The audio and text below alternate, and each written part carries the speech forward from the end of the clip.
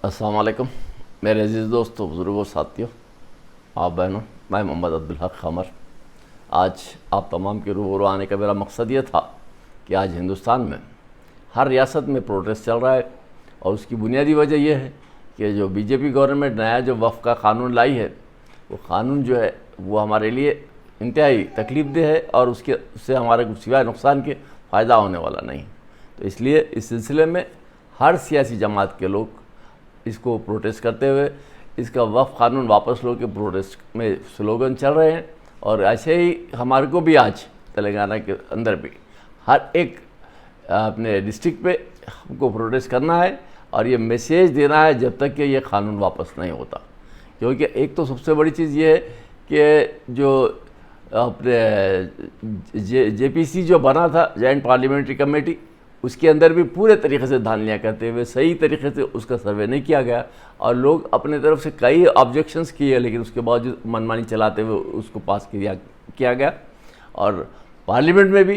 क्योंकि उनको मालूम था कि पार्लियामेंट में जब इनकी गवर्नमेंट है तो जाहिर सी बात है कि पार्लियामेंट में एम पी और आपके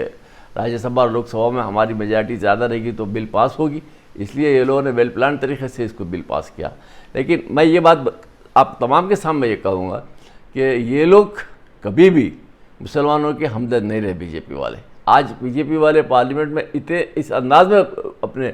समझाने की कोशिश कर रहे थे कि ये वक्फ बिल जो है मुसलमानों के फ़ायदे की है, क्योंकि इसके अंदर तमाम लोग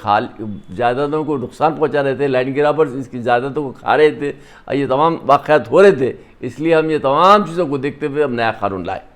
ठीक है, आपकी बात, ये बात मैं एक हद तक के मान भी लेता हूँ कि बात सही है, लेकिन मैं एक बात पूछना चाहता हूँ, क्या आपके पास जो अपने लव जिहाद हो या कव जिहाद हो या अपने क्या बोलते सो मॉब लिंचिंग हो, ये तमाम किस गवर्नमेंट के में शुरू हुए? ये चीज़ें बीजेपी गवर्नमेंट में शुरू हुए। क्या आपने ये नहीं देखा कि कवड़ यात्रा 2023 में हुई थी? उसके अंदर जो आपके यूपी गवर्नमेंट में बाज़ाब्ता लिख के लगाया जा रहा था कि हिंदुओं की दुकान है तो मुसलमानों की दुकान है तो मुसलमान अपना नाम लिख के लगाए नाम। और जब सुप्रीम कोर्ट से जब इसके ऊपर क्या था सो रुकावट हुई तो वो बात ख़त्म हुई। नहीं तो मुसलमानों को कोई दुकान लगाने के लिए आपके पास इजाज़त ही नहीं थी और ना कोई मुसलमान वहाँ पर रहना। तो ये आपके पास हिंदू और मुसलमान 80 और 20 का जो आप रेशियो लेके चल रहे थे बीजेपी गवर्नमेंट, ये क्या हमदर्द हुकूमत है कहेंगे आप और हम? नहीं कर सकते। तो ऐसी सिचुएशन में आपको और हमको होश में आना है और समझदारी से तमाम जमातें मिलके इस सिलसिले में जो गवर्नमेंट का जो नया कानून, अब बिल तो नहीं रहा क्योंकि कानून बन गया, क्योंकि पार्लियामेंट से भी पास हो गया और प्रेसिडेंट ऑफ इंडिया से भी पास हो गया, क्योंकि उनकी दस्तखत हो चुकी है। अब ये है कि एक हमारे पास एक रास्ता आखिरी है जो सुप्रीम कोर्ट, जो संजीव खन्ना के पास तमाम लोगों की तरफ से अब यानी कि रिट दरख्वास्तें सबमिट की गई हैं। उसके ऊपर क्या होता है वो देखना है। 16 तारीख को उसके ऊपर भी है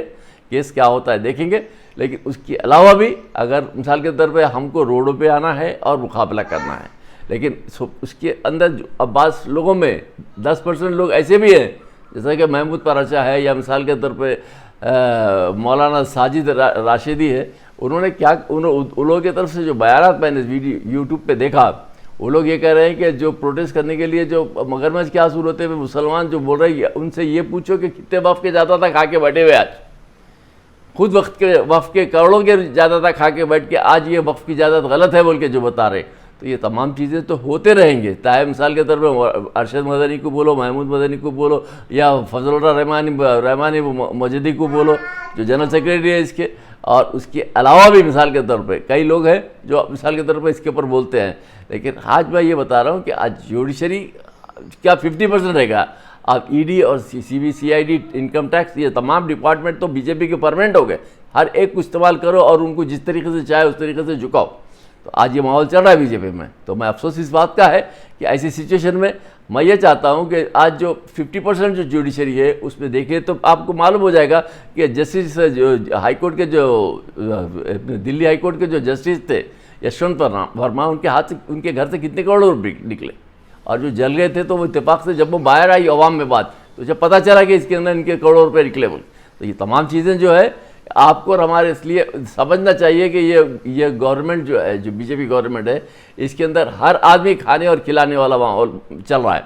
ऐसी सिचुएशन में हम इनसे कोई अच्छी उम्मीद तो नहीं रख सकते, लेकिन हम इनसे अच्छी उम्मीद नहीं रखते हुए भी ये बात ज़रूर कहेंगे कि अगर वक्फ के अंदर वाकई जो खाया जा रहा है पैसे, और बोर्ड ऑफ डायरेक्टर्स जितने भी हैं यहाँ पर बैठे हुए हर एक स्टेट के अंदर, सब चोरों को बिठाया जाता है, और जो सियासी जमात के जो लोग रहते हैं उसके अंदर वो लोग किस तरीके से हैंडल करना है वक्फ के जायदादों के लिए वो करते हैं। लॉ ऑफिसर जो रहते हैं उनके अपने जाने बूझे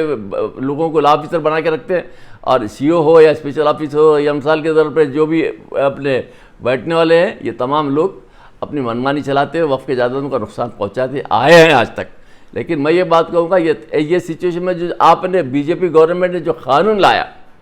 कि ये जो नए तरीके से जो वक्फ के अंदर जो हिंदू को लेके आके रखना है, और 2 कमेटी में हर जगह पर 1-2 मुसलमान हिंदू भी रहना है, ये जबकि आपके मजहब में, आपके मंदिरों में, आपके गिरजा हाउस में, या मिसाल के तौर पर गिरजाघर में, या मिसाल के तौर पर गुरुद्वारे में कहीं भी कहीं कानून नहीं है, क्यों आप नया कानून ला रहे हैं मुसलमानों के साथ? ये तो खैर नाइंसाफ़ी है और हमारे साथ ज़्यादती है। और हम ये कहेंगे कि अगर आप कमिश्नरेट लाते हैं तो मैं ये बात बोलूँगा कि हम आपको सैल्यूट करेंगे कि आप हमारे लिए वक्फ के ये जो नए कानून को आप लाए इसको बाजू हटाइए और कमिश्नरेट लाइए तमाम स्टेट्स में। अगर आप कमिश्नरेट लाएंगे तो जायदादों का तहफ़्फ़ुज़ होगा, ये बोर्ड ऑफ डायरेक्टर्स ख़त्म होंगे और इनकी मनमानी नहीं चलेगी, जायदादों का तहफ़्फ़ुज़ होगा और एक सिस्टमेटिक तरीके से वक्फ की जायदादों का तहफ़्फ़ुज़ होगा। और मैं इससे ज़्यादा और क्या बोलूँ, ये जो वक्फ के जो आज जो लुटेरे जो बैठे हुए वक्फ के अंदर, ये उसको अगर आपको यानी कि खैरबात करना है और हमारे को मिसाल के तौर पर इसके ऊपर अगर सही तरीके से काम करना है तो जाहिर सी बात है कमिश्नरेट आ गया है तो बहुत अच्छी बात है। और आज का जो मौजूदा है तेलंगाना के अंदर 13 तारीख को कांग्रेस का धरना है, 19 तारीख को क्या बोलते सो MIM का अपने प्रोग्राम है इनको प्रोटेस्ट करने का, और 26 तारीख को हमारा प्रोग्राम है मजलिस ये आल पार्टीज़ की तरफ से धरना चौक पे, जो मुश्ताक मलिक साहब की सदारत में तमाम लोग मिलकर मुतहदा तौर पर इसको काम अंजाम देंगे। तहरीक की तरफ से तमाम लोग रहेंगे। लेकिन अफसोस इस बात का है कि मैं मसाजिद में मैं सुनने में आया तो क्या है MIM की जो मसाजिद है उसमें सिर्फ 19 तारीख का प्रोग्राम को हाईलाइट किया जा रहा है। मैं तो ये बात बोलूँगा कि अगर आप हर जगह पर और अपनी और सामने वालों को खैर समझिएगा तो जाहिर सी बात है ये मामले में आप कामयाब नहीं होंगे। तमाम अपने आप को एक समझते हुए तमाम प्रोटेस्ट को सबके प्रोटेस्ट का ऐलान करते रहे तो ये जाहिर सी बात है कि आप जो मकसद में जा रहे हैं उसमें कामयाब होंगे और उसके अंदर बेहतरीन तरीके से आपका रिजल्ट आएगा। आज 19 का जो प्रोटेस्ट करने वाले मजलिस की तरफ से करिए, नो प्रॉब्लम, लेकिन उसके साथ आप दूसरों के भी प्रोटेस्ट के नाम जो करने वाले हैं उनके भी नामों को आप बताइए कि 13 को कांग्रेस की तरफ से होने वाला है और 26 को तहरीक मुस्लिम शब्बान की तरफ से जॉइंट एक्शन कमेटी वाले तमाम मिलके 26 को धरना चौक के ऊपर प्रोग्राम है, जैसा आप दारुसलाम में कर रहे हैं वो लोग धरना चौक में करने वाले हैं। ये तमाम आप बोलिए, लेकिन एक दूसरे अगर मिसाल के तौर पर इत्तेफाक और इत्तेहाद नहीं रखेंगे तो ये तमाम चीज़ नुकसान के सिवा और फ़ायदा नहीं पहुँचाएगा। तो ये मैं आप तमाम से गुजारिश करता हूँ कि बराए मेहरबानी ये जो अब प्रोटेस्ट है इसको कामयाब बनाइए और मुसलमान और अब जो भी अपने जो प्रोटेस्ट करना चाहते हैं जब तक प्रोटेस्ट करना है जब तक कि ये कानून जो है ना रूल बैक ना हो जाए। तो ये तमाम चीज़ें आपके सामने रखता हूँ ताकि समझे और आइंदा आने वाले दिनों में इत्तेफाक और इत्तेहाद के साथ अपने मकसद को लेके चले और नाउमीद ना हो। इंशाअल्लाह हमारा जो मकसद है वो कामयाब होके रहेगा। अस्सलाम वालेकुम।